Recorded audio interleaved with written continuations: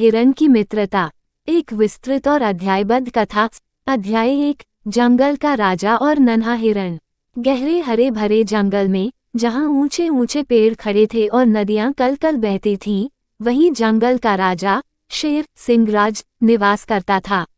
वह ताकतवर था, परंतु कभी कभी अकेला महसूस करता था। एक दिन जंगल के किनारे पर एक नन्हा हिरन चंचल अपनी माँ से बिछड़ गया। वह डरा हुआ था, परंतु फिर भी नए रास्ते खोजने में व्यस्त था। उसी समय सिंहराज की नज़र उस पर पड़ी। शेर आमतौर पर हिरनों को अपना शिकार बनाता था, परंतु इस छोटे हिरन को देखकर उसके मन में अजीब सी कोमलता आई। अध्याय 2, अनोखी मुलाकात। चंचल डरकर भागने लगा, लेकिन थककर वहीं गिर गया। शेर उसके पास पहुंचा और बोला, भागने की जरूरत नहीं, मैं तुम्हें नुकसान नहीं पहुंचाऊंगा। चंचल को यह सुनकर हैरानी हुई, क्योंकि उसने हमेशा शेर को शिकारी के रूप में ही देखा था। शेर ने उसे पानी पिलाया और जंगल में सुरक्षित स्थान पर छोड़ने की सोची। लेकिन जब उसने चंचल की मासूम आंखों में देखा, तो उसे अकेला छोड़ने का मन नहीं हुआ। अध्याय 3, नई दोस्ती की शुरुआत। धीरे धीरे चंचल और सिंहराज के बीच एक अनोखी दोस्ती होने लगी। शेर ने चंचल को जंगल के खतरों से बचाना सिखाया, जबकि चंचल ने शेर को धैर्य और कोमलता का महत्व सिखाया।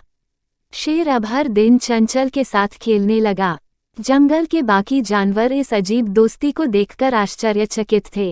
कुछ ने इसका विरोध भी किया, परंतु सिंहराज की इच्छा के आगे कोई कुछ नहीं कह सका। अध्याय 4, शिकार बनाम दोस्ती। एक दिन जंगल में अकाल पड़ा। शेर को कई दिनों तक भोजन नहीं मिला। उसका शरीर कमजोर होने लगा और उसकी आंखों में शिकार की भूख चमकने लगी। चंचल को एहसास हुआ कि उसका मित्र भूखा है, लेकिन वह उसकी मदद नहीं कर पा रहा था। एक दिन जब चंचल नदी किनारे पानी पी रहा था, तभी एक लोमड़ी आई और बोली, शेर कब तक दोस्ती निभाएगा? जब भूख बढ़ेगी तो वही तुम्हारा शिकार करेगा।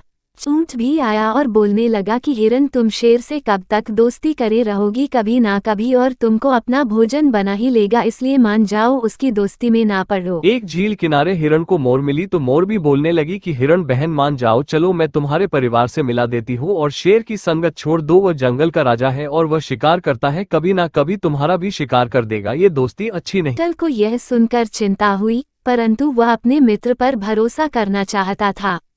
अध्याय 5, परीक्षा की घड़ी।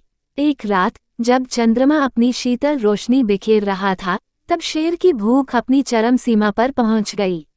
वह गुफा से बाहर निकला और चंचल को देखने लगा। उसकी आंखों में द्वंद्व था, क्या वह अपनी भूख को काबू कर पाएगा या फिर अपने प्रिय मित्र को शिकार बना लेगा। लेकिन जैसे ही उसने चंचल की मासूम आंखों को देखा, उसका हृदय पिघल गया। उसने जोर से गर्जना की और खुद को जंगल में अकेले दूर भेज दिया, ताकि वह अपने मित्र के लिए खतरा न बने। अध्याय 6, सच्ची मित्रता का प्रमाण। चंचल ने शेर की इस बलिदानी भावना को देखा और निश्चय किया कि वह अपने मित्र की भूख मिटाने के लिए कुछ करेगा। वह जंगल में भटकने लगा और शेर के लिए भोजन की खोज करने लगा। अंततः चंचल को कुछ मरे हुए जानवर मिले, जो प्राकृतिक आपदा में मारे गए थे। उसने शेर को वह भोजन दिलवाया और शेर ने उसे स्वीकार कर लिया। अध्याय 7, जंगल में बदलाव। शेर और हिरन की इस अनोखी मित्रता की कहानी जंगल में फैल गई। अब अन्य जानवरों ने भी आपसी मेलजोल और सद्भाव को महत्व देना शुरू कर दिया। सिंहराज ने निर्णय लिया कि वो केवल कमजोर और प्राकृतिक रूप से मृत जानवरों को ही भोजन बनाएगा। यह सुनकर जंगल के अन्य जानवरों ने उसे अपना सच्चा राजा मान लिया। अध्याय 8, अंत नहीं, नई शुरुआत। चंचल और सिंहराज की यह मित्रता जीवन भर बनी रही। उन्होंने जंगल में एक नई मिसाल कायम की, जहां दोस्ती और करुणा की जीत हुई।